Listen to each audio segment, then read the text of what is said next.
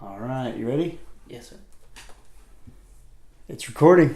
Cool. Awesome. Thanks for doing this, Sam. No problem. This is really Thank cool. you for the invitation.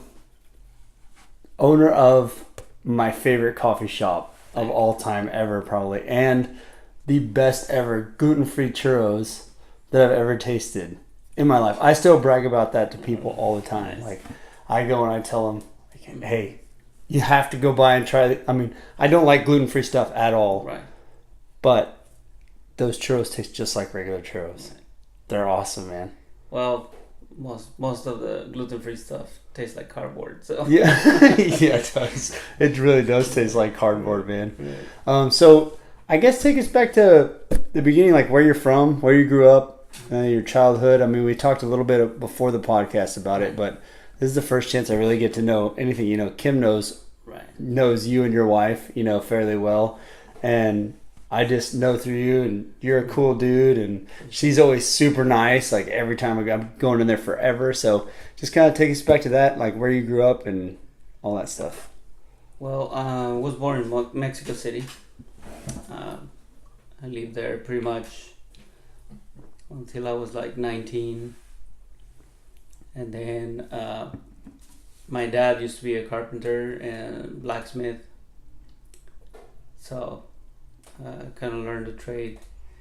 And then... You learned the trade of being a blacksmith? Blacksmith and carpenter. What age did you do that? I started since I was a kid. I mean, he had a shop all my life. He was also a photographer. A photographer and a blacksmith? Yeah, well, we had a business, photography and everything you need for school kind of stuff. Cool. Then we moved from there, but since I can remember, my grandpa was a carpenter, my dad was a carpenter.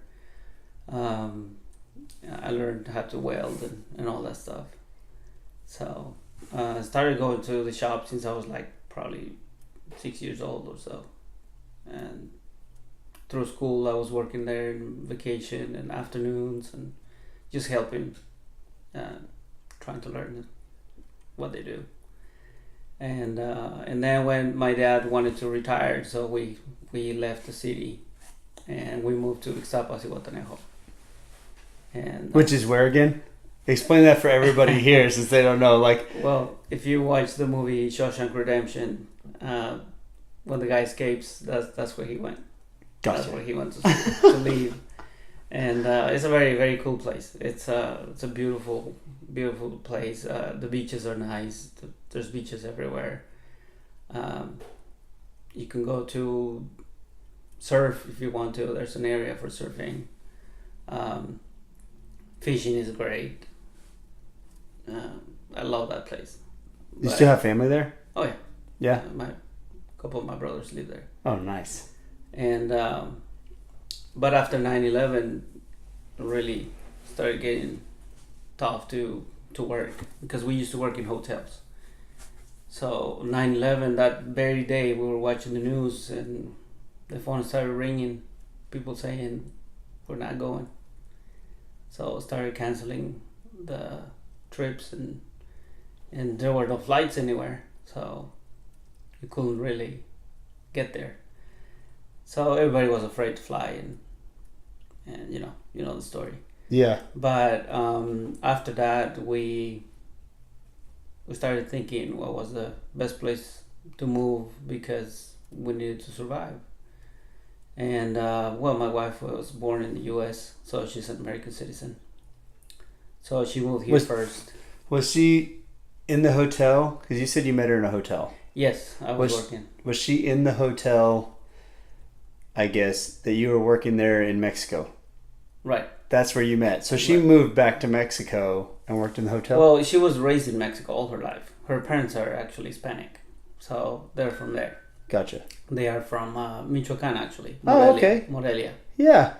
So they are from there, and she went to school in Mexico. I mean, she's 100% Mexican, just born in the U.S. basically. Yeah, born in the U.S. and then came back to Mexico here. I'm talking like I'm in Mexico right now.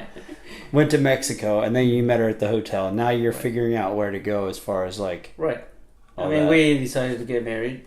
We dated for about 4 years, and we got married after 9/11 in October. And So you got married, like, economically for you, it took a downturn. Well, and you got married on top of it. Right. Yeah. I mean, we knew we wanted to get married regardless, but I was sales manager at a hotel, and she was working at another hotel. But in my case, I was making enough money to survive, but not to make a living. So we started thinking, let's get out of here, try something else. And she moved here first. Her cousin used to live here, so she moved here first, and then I started selling all my stuff while the papers were getting ready for me to move here.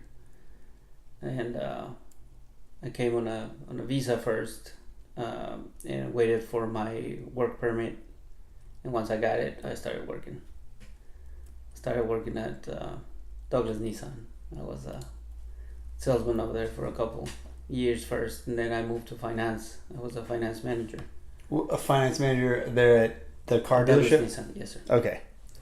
And then while I was working there, she was studying in the Culinary Academy in Austin.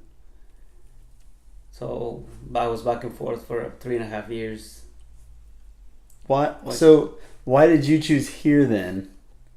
Well, her cousin used to live here. Her cousin lived here. Okay. So her cousin used to live here, and she wanted to be close to somebody that she knew, because she was not. It's a different country. Right. It's Yeah. different country, different culture. Yeah. Another language.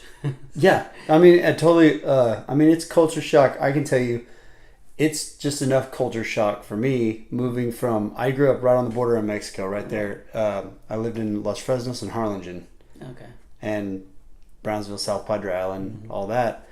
It was a culture shock moving up here 12 years ago. Just like, whoa, my mind is blown right now. Like, what is this world that people live like this? You know what I mean? So if I'm getting a culture shock, and I live in the United States, and everybody does it everywhere. You go, the more you travel, the more you can see. Now you're moving different countries. Right. So it's a huge deal. Yeah, to get used to everything. On top of that, going to school, now you're selling cars, so you got to talk to people. Mm-hmm. Yeah, Well, the thing is, I used to work in hotels, so I was familiar with the language. I learned English. Oh yeah, because you had to deal with a lot of tourists. Right, but I learned English by myself. I didn't learn it in school. All by yourself? Yeah. I taught myself. How did you do that? Watching movies. My friends had courses in tape, because back then there was no CDs, it was tapes. Yeah. Or in VHS, and I borrowed them and started learning myself. That's awesome. Yeah. So when we moved out of Mexico City, I was not fluent, but I started losing the nerve and started talking to people. And when I moved to Ixtapa, it's a tourist area, so kind of forced myself to start talking more. And then after a little bit of practice, probably a year later, I started working in sales in English. So. Oh, that's awesome, man. So, yeah. And I was in customer service also, taking care of Americans and people from all over the world. Everybody yelling at you. Mm-hmm. Yeah. So I knew how to speak English when I came here, so that was not the problem. The problem was learning a new way to live, to how to support yourself in a different country, everything is completely different, taxes and had to move around. There's no buses like in Mexico. You just jump on the bus and move everywhere. Here, you have a car or... Yeah, in Texas, Yeah. Man, if you don't have a vehicle, you're stuck. A lot of other places are not like that. Like you can take the bus or the subway or the train, and you walk, you ride your bike. Right. You can't ride your bike because you'll need about 4 changes of clothes. Right. For here, for sure. And 2, it's just so far. Right. And there's no public transportation dropping people off. Like the way everything is set up, it just in Texas you almost have to have your own vehicle. Yeah. So, we started getting used to stuff here, and my wife was she already had a career in tourism, but she wanted to be a chef. So we found the Culinary Academy, the Cordon Bleu in Austin, and we went for it. And she started studying and working there. And I was back and forth working here from Nissan. So I was driving a couple times a week and stay there at night and come back the next morning. Kind of like long drive, Yeah, man, over and over again. Yeah. That drive gets old. I do it already, man. I mean, I didn't mind it. Actually, at some point, I was my only transportation was motorcycle, and even in 32 degrees, I was still driving to Austin. It was fun. I really enjoyed it. The only problem is one time I was driving back and I had an accident because it started raining really hard. And right on 60, turning from 47 to 60, under the bridge, there was a lot of water running from the bridge, and in front of me there was a dually truck, and I saw the truck moving with the water. No. And I was coming 50 or not even probably, but as soon as I touched the water, I started turning and landed on a pole. Ow. Oh. Yeah. Do you have any serious injuries out of it? No. Well, my side of the cabin, right behind me, like probably 12 inches behind me, the pole hit, and I broke the window with my head. Oh. So I lost conscience for probably, I don't know, 3 minutes.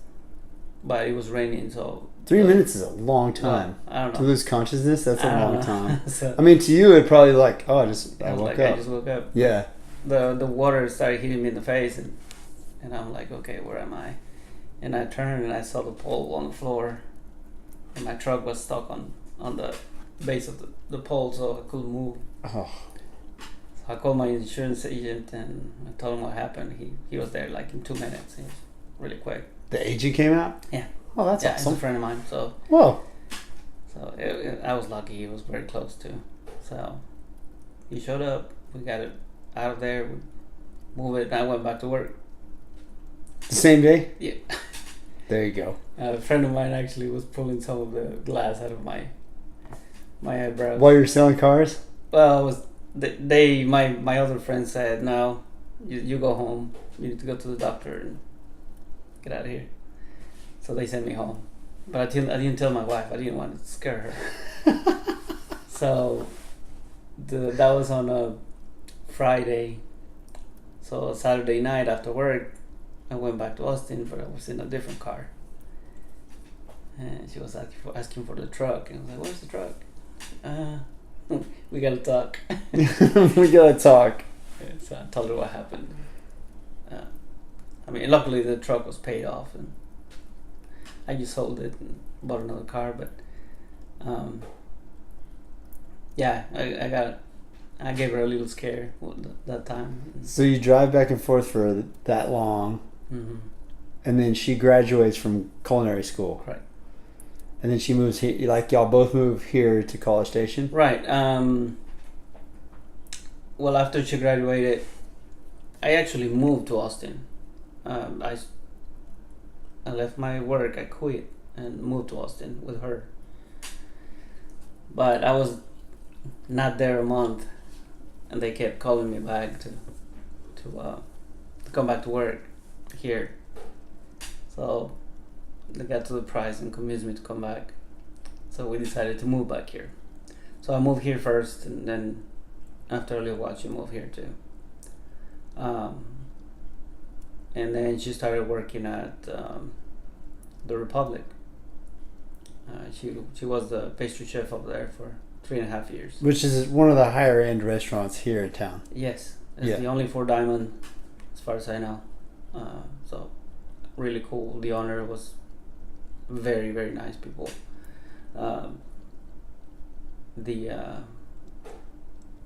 Well, she started working somewhere else, but they tried to change her position, and she was not very happy with that. So I told her, well, I heard that the Republic is very good, so go check it out. And she did.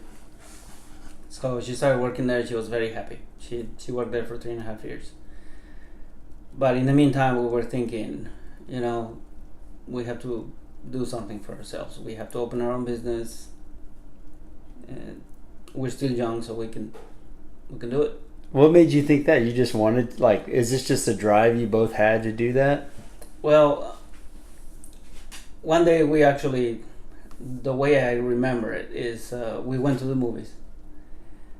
And we started thinking right after we got out, there's no place where you can go have a good pastry, like a little piece of cake and coffee and just relax. And a good piece of cake, not like one of those, Right, they say homemade. I sold food for Right. they say, yeah, you can claim it's homemade because on the box when I sell it to you, it says homemade. Right. That type of thing. This is like... But it's been frozen for, I don't know how long. Yeah.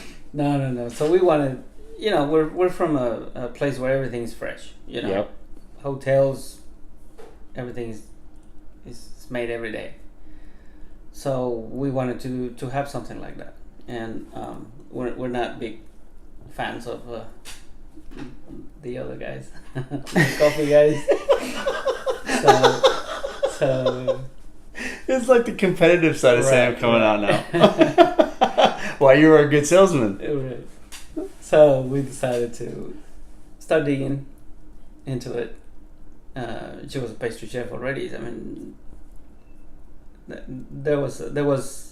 So how'd it go with the movies? You went to the movies and then and then you're like, hey, we should start something. Well, we came out of the movies and we're like, I really need a coffee right now, something nice like this. And there's no place like this. So we started thinking, well, we might be able to do something like this. And we started working on our business plan. And one day we woke up in the morning and started talking about it, and I told her, well, are we going to do it or not? I mean, we got to do it at some point. So if you want to do it, I'm ready. And she's like, okay, let's do it. So we started looking for a place and found the location that we wanted. Is it that same location you're in right now? Same location we've been for 8 years, yeah. Wow. So we started fixing it, and we decided to open May 16th, 2011. So there are some days that you wake up in the morning and you're like, what did I do? You have to think, well. But the escalation in your business just over time, you're slow. It's nothing like this big boom. And just so people know, you're not in your location is kind of tucked away. Right. It's behind other businesses, but then in a nice little quiet, old shopping center that doesn't get a lot of traffic. And then here's this coffee shop in the corner, and it started out, just great coffee. You go in, you see the pastries to the side in the little case, and you get your coffee at the counter, and there was very few little spots to sit, and then the outdoor little gazebo thing that you have, and that was it. I mean, that's all you had. Little kind of around the corner. Now you've kind of expanded that area. Right. You've over time, it seems like you just keep fixing things up slowly, And then now you have beer and wine now, correct? Right. And Yeah. you're open in the evenings. Mm-hmm. Were you always open in the evenings for coffee? No. Okay. No, we used to close at 6 p.m. We were testing the hours to see when we had traffic, and we started moving the hours accordingly. But we didn't get a loan from a bank. We invested For the whole thing, you never got a loan from the bank. No. No, like money from Mexico. Mm. No, y'all did this all on your own with saving up your own money. Right.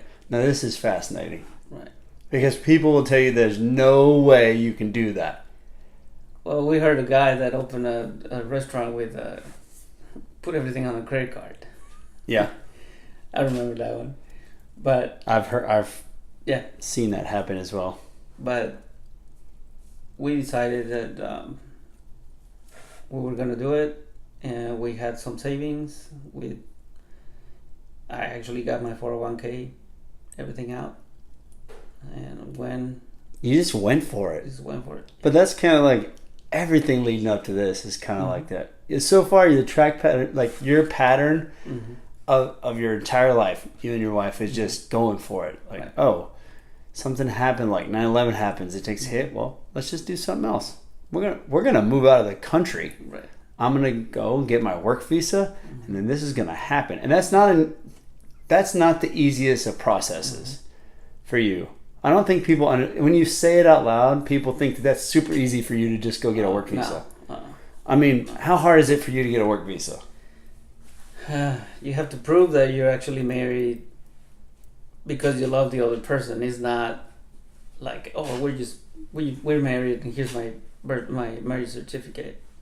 Yeah. It's not like that. You have to talk to somebody that is looking for reasons not to give you paperwork, and you have to go back and do fingerprints and pictures and like, for example, I had to wait 3 months here, not able to work, to waiting just for my work permit. So 3 months. Just I had waiting to for wait 3 months after I got here. not being able to bring in any money. No. And then, actually, that's another story. When I moved here, it was in March 2003. And I went to Mexico City. My flight was supposed to leave at 8 in the morning. For whatever reason, I think there was a bomb threat or something in Houston. We couldn't leave. Then they changed my flight to 12 p.m. Anyway, long story short, I left Mexico City after 9 p.m. I was there the whole day in the airport. And I landed in Houston at midnight. And then I had to figure out how to make it from Houston here Yeah. without GPS. In a different country. I mean, it was. Uh, I hadn't been here before. yeah. How do these road system work? It's a different road system. Everything's No, different. it's, I mean, it's not kind of that the bad. same. You But have to be able to read a map, and yeah. But you're driving Houston. It's crazy. Yeah. So you're. And in the middle of the night. Wait a second. You say it's crazy driving in Houston. Right. Mexico City Oh, seems like it's nuts. Right. No. I'm not talking about traffic wise, but You're talking about the roads. the and roads way that, are, it's so okay. complicated to go from point A to point B, not knowing where you're going. Right. Without a Because GPS, sometimes you have to go north to go south. in the middle of the night. Yeah. I had to rent a car right on the spot in the airport and drive here because my wife was not going to go pick me up. It was midnight and she had to work the next day. So, anyway, I got here around 3 in the morning. I remember when I drove in, I was like, I don't know how I got here, but I got here. So it was crazy. But so you just, is there anything that you can point to for this? Like, so many people are going to be like, if you listen to this, all it is debunking a bunch of people who say you can't do something. Exactly. You know what I mean? Like, there's a lot of people say I can't do this because but, and No. because, and all these other things, and you're just sitting here so calm across the table, like, yeah, I mean, we were like, let's start something, and okay, and then you did it without a loan. Right. I mean, it's probably the perfect way to start it, you know. But you've got your own skin in the game. Mm-hmm. Nobody else's, nothing to fall back on. You're not claiming bankruptcy to get out of this because you put your own money in it. Right. You know what I mean? So, I mean, you lose. Yeah. It's this whole thing is so neat to hear the process. Even myself going, man, I better not say I can't ever again. right. This dude came from both of them came from a different country to do all this stuff. So is there anything like in your upbringing, your parents, I mean, what's been your motivation? Or do you just like, you decide to do something and you just say, no, we're going to do it? Well, I've been always like that, I think, because here's another story. I love stories. We are 11 kids. 11? 11. So you're 11 kids in Mexico City. 11 boys, 7 boys and 4 girls. We are 11 children. Plus, my mom adopted another 5 on the way. Adopted another 5? Yeah. So that's 16. 16. What are the ages of these kids? Like, is it a large age gap? Because she Yeah. adopted, so you're adopting 5 and throwing them in the mix. In the middle, in the 11. mix, yeah. The oldest is 62. And the youngest is 30, Oh, goodness gracious. 32, something like that. And you all get along? Yeah. Yeah? Yeah, and we all have our limbs. And it's crazy, you know. There's so much that happened during the time we were growing up. It's just crazy. But good thing for me is I'm number 7. We came all the boys first. Lucky number 7. We came all the boys first, and then the girls. The oldest girl is my twin sister. So I kind of opened the gate for the girls. You guys double teamed them. Right. So I was lucky because I learned from my brother's mistakes. You know, I could see, you do this, it goes the wrong way. You do this, it goes the right way.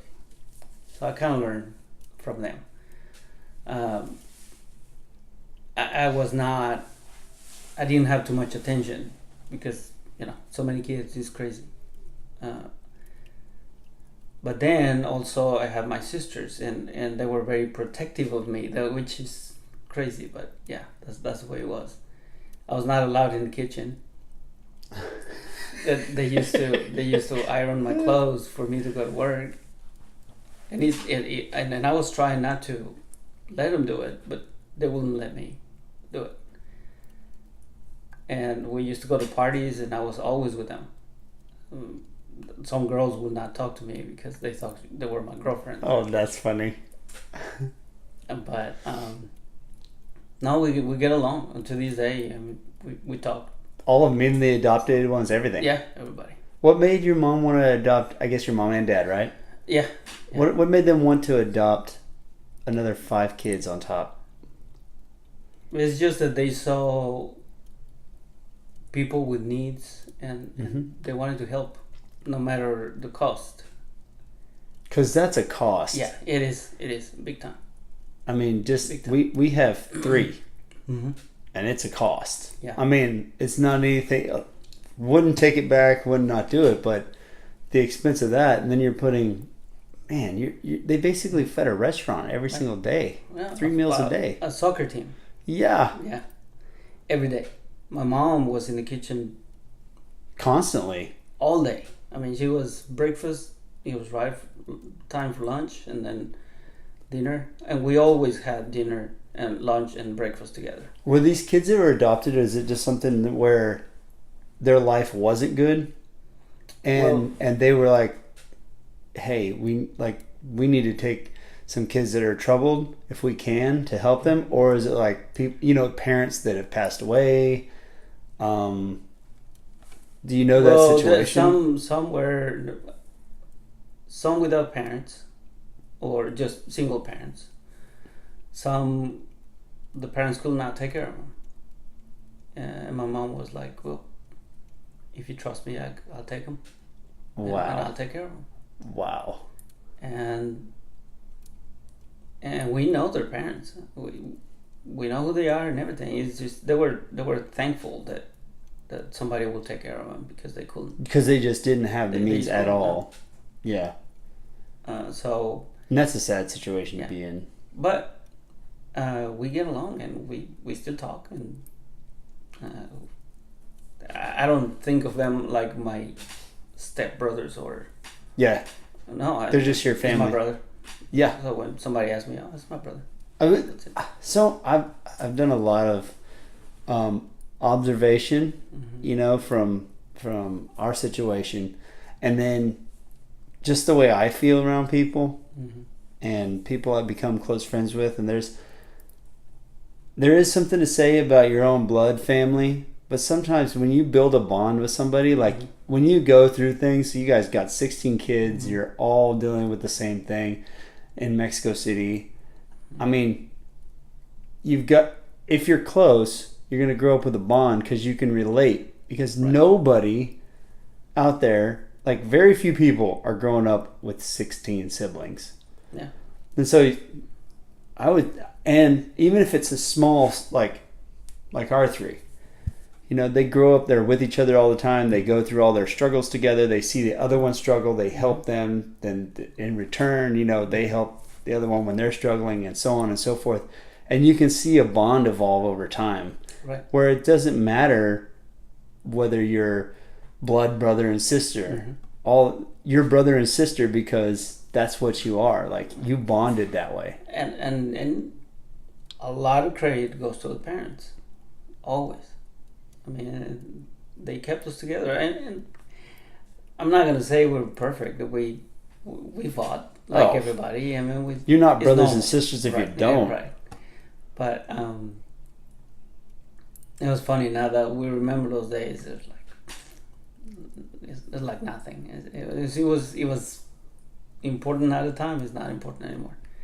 But thanks to that, I learned to put my mind in something and go for it. And like one day I told my dad, I'm gonna buy me a house. He said, you don't need to. Here's a property, you can have this portion, just build a house. I'm like, no, I'm not gonna bring my wife to live here. I mean, so you didn't take handouts. Like your dad says, your dad's offering you property. Right. You can have this. And you're like, no, I'm not going to do it. No. I told him, this is my mom's first. And my sister's after her. I mean, it belongs to them, because I was going to get married. And, well, I wasn't thinking about getting married then, but I wanted to have my own place. I wanted to be independent. I wanted to take care of myself. So I told him that. He kind of like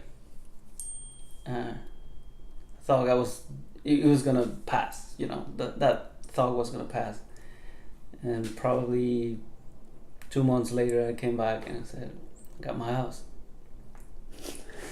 And he couldn't believe it. And then a few months later, I decided I'm moving to my house. I'm moving out. And I was still helping them. I used to give them some money out of my check. But I told him, okay, I'm gonna move out. I gotta start. You gotta do something myself. different. Yeah. So I did, and then one day I told him, well, I'm gonna buy me a car. I was like, I mean, this is gonna be yours. No. I'm buying my own car. Yeah. And I bought so my own it car. has been something like with you and Right. like, no, I'm going to do this. This is where I think a lot of people get confused. Mm-hmm. Well, you hear the people, like, the excuses come out a little bit with it where, oh, if I just had the money for this, of course you can do it. You've got parents that are rich. Of course you can do it. You know, Right. you've got you've got all this money. Look at him. It's easy for him to say. You know, it's easy for Sam to say because he's a business owner. You know, he already owns a business, is established. Right. Oh, that's easy. Oh, people used to say that. We owned a food service, so my grandpa built it in '56 and built it up and to a very successful business. And I remember people used to tell. I ran the operations side when I got older, and people used to tell my dad all the time and my grandpa, like, "You're rich business owners. Oh, you've got all this money. Like, you could." Man, do you know how, like, hard first off, no. And second, you know how hard you have to work? Like, you get to go home. We never leave this thing because this is what we love. Like, this is our thing. And yes, we're fortunate to do something we love, but man, it's a lot of work. Right. And I actually joke with people that when I get home, my dogs bark at me because they don't even know who I am anymore. And you added more hours, so right, yeah. We spend a lot of time there, but again, it's just you put your mind to it, and you can do it. And that's when I hate to talk about politics, but when there's people of I'm not gonna be politically correct here, but that's okay. There's people of color that tells me, "Oh, it's not fair what they do to us," and blah, blah, blah. I'm like, when was the last time you had to ride in the back of the bus because you can't mix with the white people, or when was the last time that you had to use a bathroom 100 feet away from the other one because you can't go into that one? I mean, I'm Mexican. I can say that if I want to, I can find reasons to say I can succeed. Oh, I know people like, I mean, I grew up in the land of that. Right. I mean, I don't want to sound bad, but yeah, it's very true. It's very true. Find excuses. You'll find them. But I don't know. Maybe it's the drive we have and the fact that we know that nobody's going to take care of me if I don't take care of myself. My wife works really hard. I mean, she works very long hours. Sometimes we don't even go to bed. We have to finish a cake or something, and we work all night. We just go take a bath and come back to work. It's that hard sometimes. It's that people don't want to do that. Mm-hmm. People do not want, they want what you have as the reward for that, mm-hmm. but they don't want to do that. Mm-hmm. I mean, they don't want to go through that struggle. Exactly. I think everything that you're going to have success, you're going to have a struggle with. If there's not that struggle, are you really successful? Mm-hmm. Probably not, you know? And then it's kind of like a fake smoke and mirrors thing. But if you're willing, it's with anything. If you're willing to stress your body, you're going to grow muscles. Right. If you're willing to eat right and resist the temptation of the other thing that's so good, you're going to lose weight and lean out. Mm-hmm. I mean, if you go through this struggle of working hard mm-hmm. and staying up and getting that cake done and then coming back to work and working hard again the next day, well, then you get the reward of owning your own business. Right. You know? And, it's... your own things. I think that's mm-hmm. something, I mean, you're doing the first podcast in this house that we bought. And we are super prideful. It's like, for the first time ever...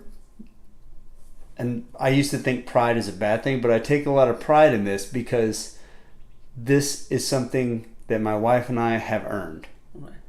You know, nobody gave this to us. Nobody gave this thing to us. We actually put a plan in place and earned this thing. And the satisfaction you get from that. And was it a struggle? Yeah. And I mean, there were struggles, but then the struggles they get easier and easier. You just look at them different, Mm-hmm. you know? And then you're like, oh, this is a fun game. Now it's just a fun game to us, you know? And so I'm seeing you, and it's just like, this is a fun game. Like, it's hard. Oh yeah, I got you. It is. I can do it. Like, make it harder. Right. And just imagine, in my case, I work with my wife, and I'm with her 24/7. I worked with family. It takes okay, this is something that could probably be a whole podcast by itself. Right. But I worked with family, and I love all of my family. I get along great with them. Very similar to like what you're telling me is all the other siblings around, they bickered and they fought, and then they would get mad at my dad because they thought he was taking sides with my grandparents, and it was like just this circle. And I got to see my dad, and all he wanted was to make peace. Like, he just wanted peace with everything. And my mom's side, it was the same way, and she's the same exact way. So they told us, they kind of beat it in us. They were like, you guys will always be family. You can have disagreements, but don't ever fight like this, ever. Y'all just understand that y'all are different and disagree, but get along. And make sure you stay. And we have, like, that upbringing has given us that whole situation. But it's working with family. I got to see people who don't work well with family, because you have to be able to mentally shut off, this is work, and in work we're going to act like employees together and business owners, and then when we're not working and not in business mode, we're husband and wife. Right. You know, I was father and son, and that was my relationship. And that's, I mean, there were some serious disagreements between me and my dad on more than one occasion, you know, but at the end of the day, when we got done, we had a great way of being like, I don't hold that against you because you thought you were doing right. I thought I was doing right. We had this disagreement as boss and employee, a manager that you trusted. And then we went home and, you know, we can go play golf. We don't even talk about it. Like, we don't talk about that part, like the argument part, you know, so we could separate it. On the other hand, some of my other family could not do that. I mean, it was like, you did this. I mean, because you say things and then people get insulted as family. It's hard to explain. I'm trying to describe it the best way I can. But in your situation now, it's your wife. This is father-son. This now you're going to... it's escalating to another level. Like, again, Sam, you're leveling up. Right. Right. It's totally another level. It's hard to explain, but when you have a boss, you have to put your head down and say, okay, yeah, and I got to do it. But in this case, it's like we're both captains of the boat, and we have to agree that we're going to turn right or we're going to turn left. And sometimes we don't. But the thing is, it's important for me every day make sure that she knows I love her and tell her, because it's not only she knows, you have to tell her. And when she's sure that you tell her that that's the way to do things, and you still love her even if you disagree, that makes a difference. So for us, I think that's important. We have to disagree, but in a way that we know that we're trying to do the best for each other. That's all. It is. We've been married for almost 18 years. 18 years. And we dated for 4 years. So that's a good 22 years that we've been part of our lives together. Yeah. So I'm not planning to end it anytime soon. So when we're working, we have to think about that. So how do you separate? I'm going to ask you this question because this is a really interesting one to me, because when you spend all your time around somebody, what do you do to replenish your marriage situation? Like, you and your wife, like you're a couple, right? So how do you get, when you're constantly like work and talking about that in business, and you're together 24/7, how do you shut that off and become a couple again? Just a couple. Like, there is no business. This is just the woman that I married, and we're going to go hang out and go to a movie and dinner or whatever it is. Well, luckily, we pretty much like everything the same. I like what she likes, and she likes what I like. With a few exceptions, like video games. You play video games? I love video games. I can see the smile on your face when you said that. Like, no. Oh, that's hilarious. Occasionally, she plays with me, just race cars or something like that. But anything else, she doesn't. But randomly, bring her some flowers or go out and have dinner somewhere else. Sometimes we go to Houston, we have to buy some stuff, and we stop at a restaurant and just have a glass of wine, just spend time together. And there's another rule: when we get home and we're going to bed, no more talking about business. I love that. Never. Oh, never. man. And she start or I start talking about business. Either she tells me or I tell her, no, go home, stop it. Let's Shut it go. off. Yeah.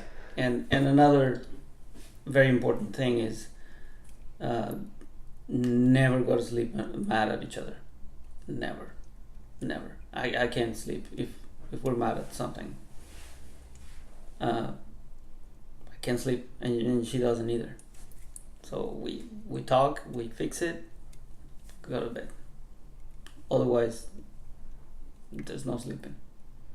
Man. So that's important. That's the only thing I never saw my parents fight, ever. Really, not even an argument or anything, huh? Ever. I knew they fight, but never in front of us. You two have kids? No. Okay. But I have a gazillion nieces and nephews. So Yeah. There's plenty of kids around in your family, so I don't even think you have to worry about it. I was just asking because that's even more like another interesting thing is that you never saw your parents fight, and that sticks in your head, right. And then you don't have kids, but you still have that thought in your head of, I never saw my parents fight. Now you've got to uphold the standard, right? Well, or use that philosophy for a successful relationship. Yes, that's I think that's the secret. Some of my brothers have divorced and remarried, and it doesn't even cross my mind. I can't think that way. It's not like if this doesn't work, just change it. What'd you get married for then? Right. That's my thing. Exactly. You're committing for life at that point. And again, I mean, there's no perfect marriage where you're not gonna fight. The secret is how you fix it. It's just how you fix it. And I think we found the formula. Just don't go to sleep if you're mad at each other, or if you're mad, you're gonna say things that you're gonna regret. So in my case, I try to keep my mouth shut. When I'm mad, I just don't say anything. It's so true because emotions get us in so many different troubles anyway. People will get mad. I used to go up and down with emotions. I'd get fired up and then, I'd get down in my head. And I figured out through sports actually that I always perform my best. Even in skating, I was always best when I was unemotional. When I was emotionally neutral, I was my best because I could stay focused. Nothing clouded it. I could make the right decision. If I did mess up, okay, you mess up. Throw that behind you and forget. That's how I created my forgetful memory.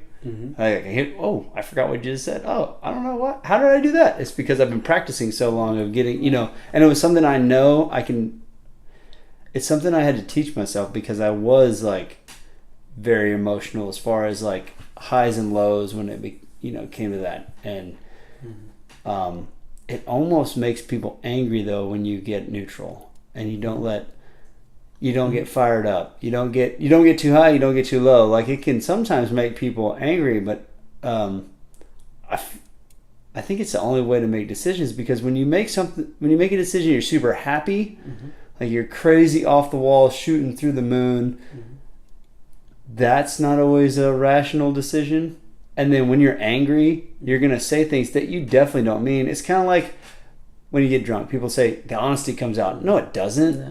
You say things that you absolutely do not mean sometimes when you get drunk or tipsy. So you're like, oh, no, that's not honesty. That's not the way I really feel. Like, I don't feel that way. So, I mean, the emotion side, when you're going on such highs and lows and spikes and everything, you can do something that you don't mean to do. And when it's out of anger, it's something that really hurts because words hurt.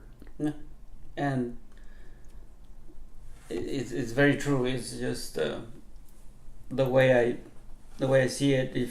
If I say something when I'm mad, I'm not gonna fix only that problem. I'm gonna have to fix what I said, and that make it worse. So, like I tell her, it's easier to wipe a problem off the table, but if you let those problems become a mountain, then you're gonna need a bulldozer, and that's gonna be a lot more work. So you is your philosophy just take care of it right now? Yeah. Just take care of it right now. Yes. Immediately, let's take care of this and get it over with. Now let's put it behind us and go on. That's the way we do it. And does she have the same ease of being able to put stuff behind her like that? Like, let's just deal with it and put it behind me. Let's go. I think it's a woman thing. No, no, I don't think women can do that. But they feel first and then they think, and that's natural. That's the way they are. In my case,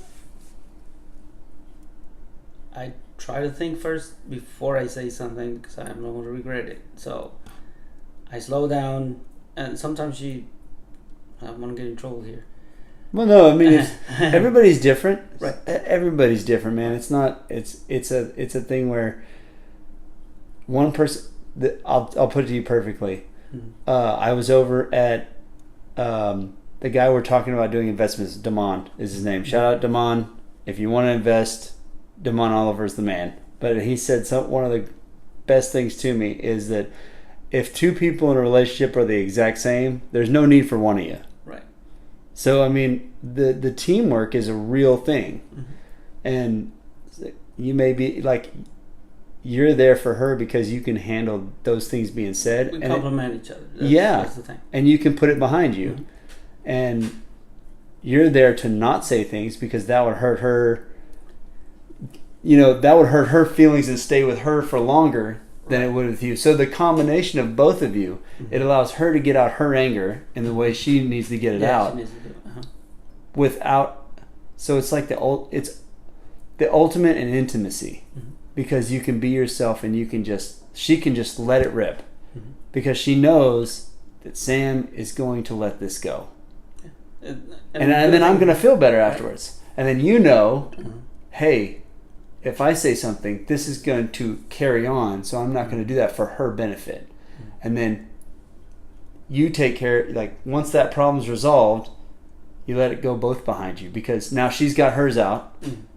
You've thought about your answer and now you have a logical thing. So yours is logical, this is emotional, and then it becomes like a combination. Yeah, I really like just the whole teamwork aspect. And when he said that to me, I started thinking about it on a different level. I've heard kind of things like that before, but you're talking to me and it just hit me. It's like, man, that really is true. You do need. There's a part where you're the same, and then each individual human. You have your perfect partner. It really does, like, the combination works perfect. Yeah, and it's the situation is women remember everything. Yep. They remember everything you do. And I just forget. I just let it go. Okay. And next time something happens, I just fix one problem. I'm not fixing my whole life. I'm fixing one problem at a time. That's all. And then once that problem's fixed, you move on. Yeah. Man, you and me are like super similar with this. Right. It's like, fix this problem. Okay, that problem's behind me. I don't need to worry about that anymore because I took care of that right now, right? And don't bring it back. I don't want to bring it back because I already dealt with that. I messed up. I dealt with this. Like, it's back there now. Okay, moving forward. The only way to get past it is to go past it. You know, like, fix it, go past it. But that's why I think a lot of people say over and over, compliment each other. But complimenting each other doesn't mean that you do everything perfectly. Just like a no, Rubik's Cube. no, it's all together. Again, No. You have to. Sometimes it's that struggle, man. Yeah, it's the struggle. If you never had a struggle and it was just you don't appreciate those really, really great moments. And the reason that you married your human, if you haven't had a little bit of struggle, you know, you don't appreciate it. Right. And that's why you when, like in this case, when you move here, you see the fruit of your work. Yeah. You see your effort, your struggles actually are giving birth to this. But you even get strong. You build a stronger bond together whenever you go through a struggle. Oh, yeah. Even if it's a tiny argument. It doesn't matter. Like, tiny argument, they're at business and you get past it. You're just like, yeah, we did it. And we became closer because we got to the other side of that. Yeah, and there's, it's not only, the problems don't come only because you said something or you did something. It's also related to business.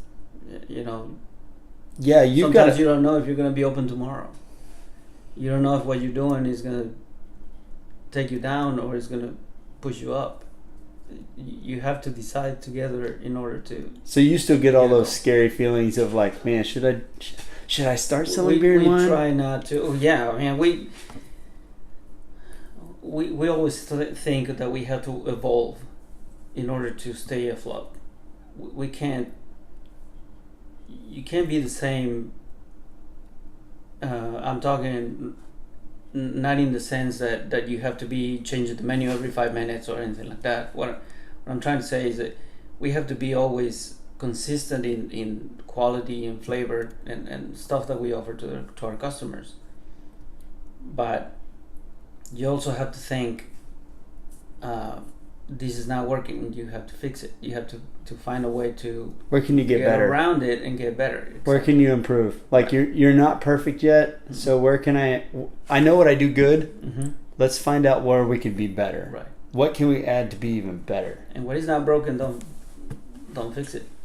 Just fix what is broken. So we're trying to see details that we need to change and things that we need to resolve. But the problems we have, yes. I mean, it's sometimes just you forget to say I love you this day, and anything can trigger a problem.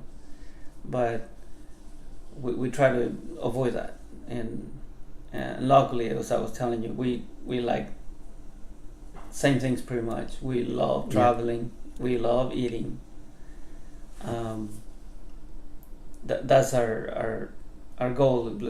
What we do is, for example, we plan a trip, and when we're tired and we feel like we have no more energy, we start thinking, okay, we have a trip coming.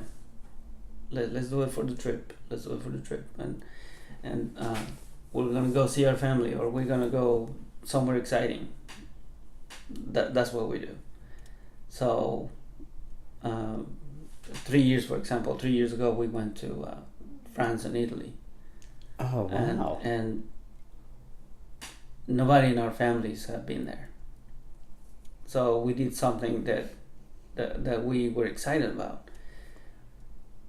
But at the same time, we were scared.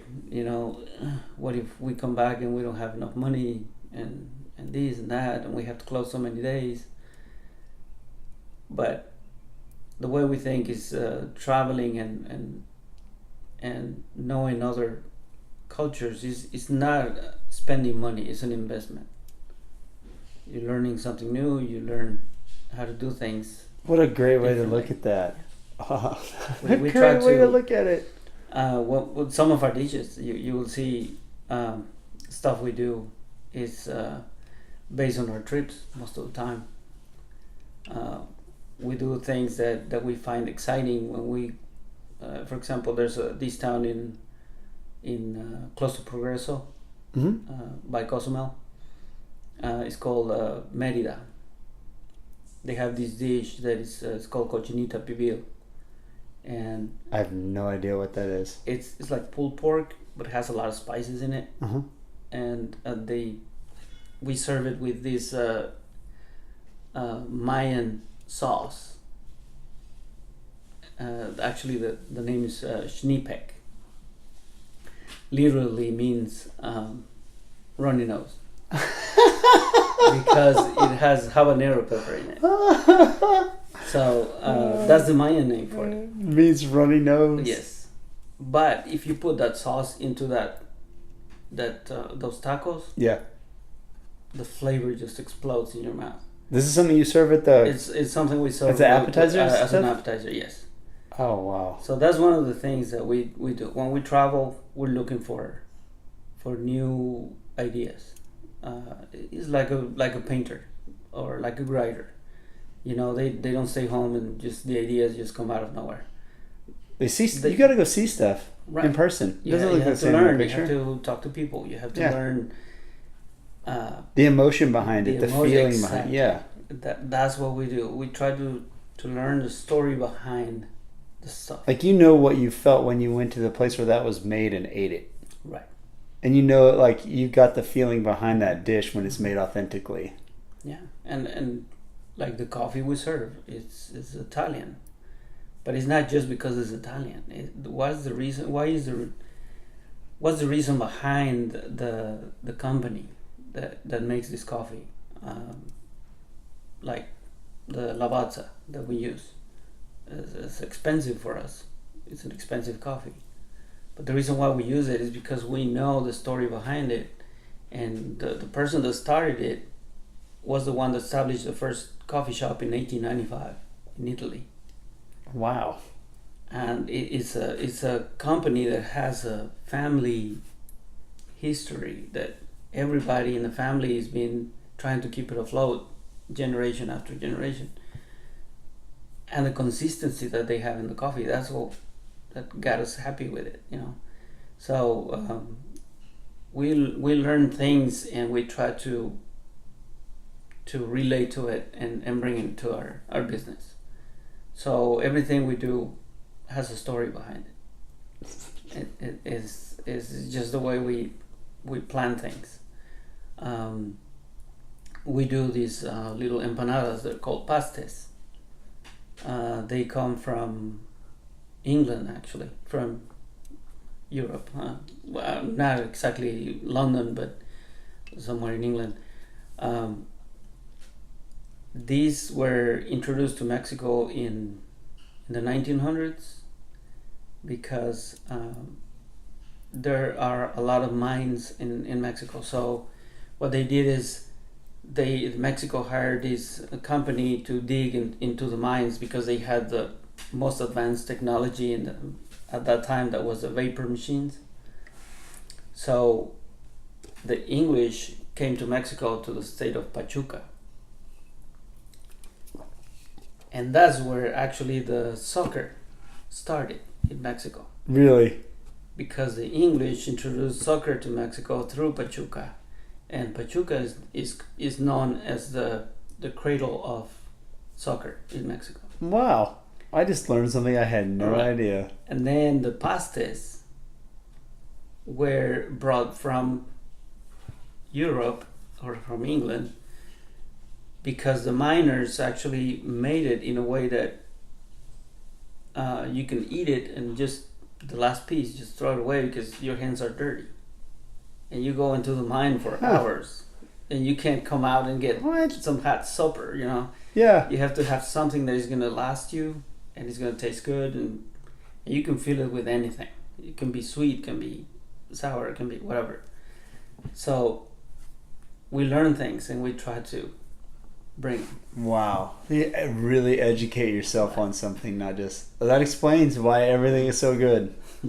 We try our best because when you come to our place, we try to give you the experience that we had when we visited another place, and we try to learn it the right way. So we have plans to go somewhere where we can learn new things that we can bring. So we're keeping our customers with something fresh every time. Every time you come to the shop, you see we introduce the churros, and sometimes we introduce something else. So we have stuff that we have to keep all the time, like the tiramisu, the creme brulee. Oh, the go-tos. Right. The go-tos. And we know somebody walking in, we know where we're going. Yeah. Right. So that stuff we have to keep. But there's some other stuff that we can change every now and then to keep it fresh. So when you go there, you have a different experience every time. It's not always the same. You get tired of the same. Yeah. So it's like your marriage. You do everything the same way all the time. That's it.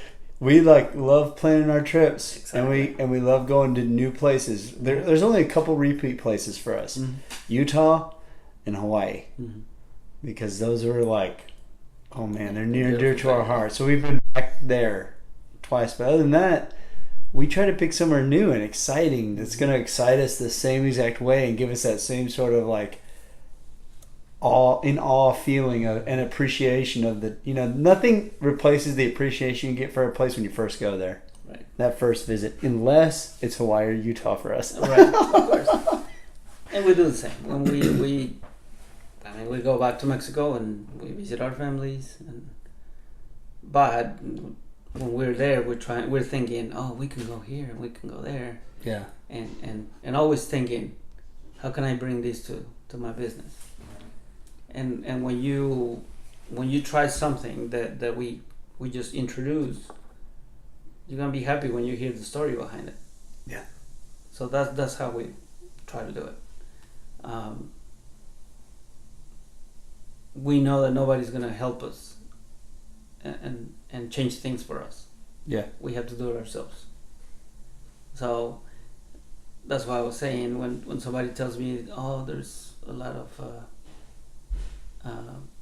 nepotism, or they're here because they have money and blah blah blah. No, you make your own future. You have to work hard for it. One of my favorite quotes is I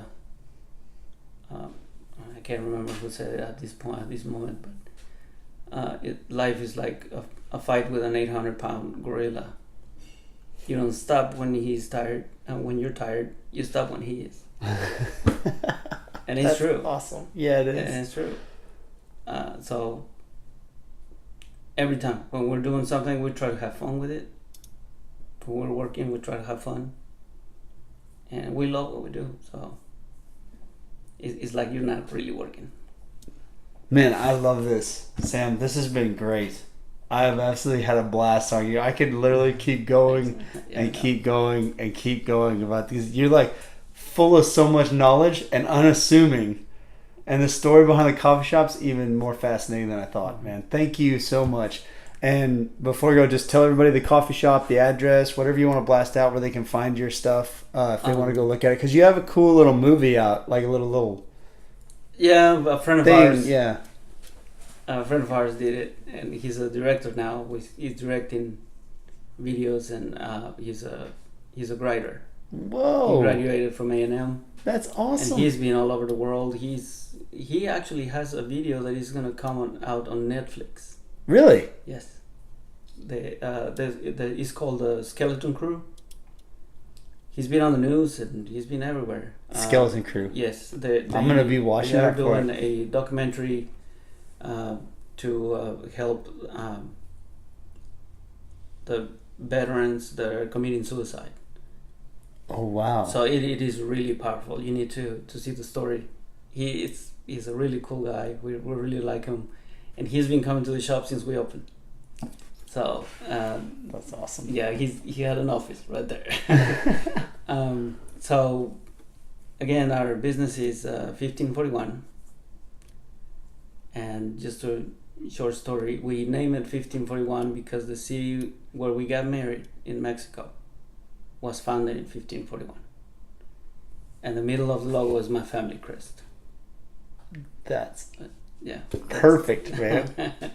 And the address is 1808 Brothers Boulevard. It's College Station, Texas 77845. It's right behind Walmart. So You can find it easy. You find College Station Walmart, we're right behind it. And Facebook, it's just 1541. 1541 Coffee.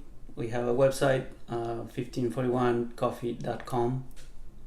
And you just Google 1541 Coffee and you'll find us. Really easy.